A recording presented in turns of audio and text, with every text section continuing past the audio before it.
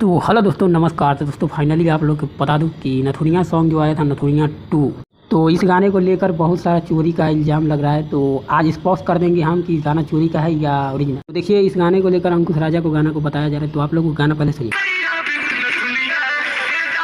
तो शायद दोस्तों आप लोगों ने गाना सुना, तो गाना को बता दूँ दोस्तों, अक्सर खेसारी भैया का कोई भी गाना अगर ज़्यादा हिट हो तो चोरी का इल्ज़ाम लग ही जाता है। तो इस पर हम बात करेंगे अच्छे से, तो आगे वीडियो में बने रहिए। तो चलिए आप लोग खेसारी भैया का गाना सुनिए।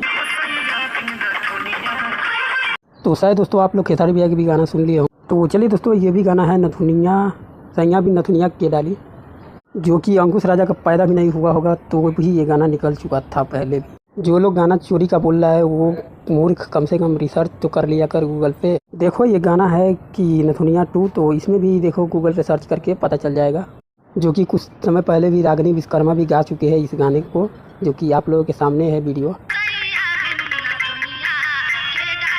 तो शायद दोस्तों आप लोग समझ गए होंगे असली चोर कौन है। तो दोस्तों ज़्यादा से ज़्यादा वीडियो शेयर करिए और कमेंट करिए। बाय।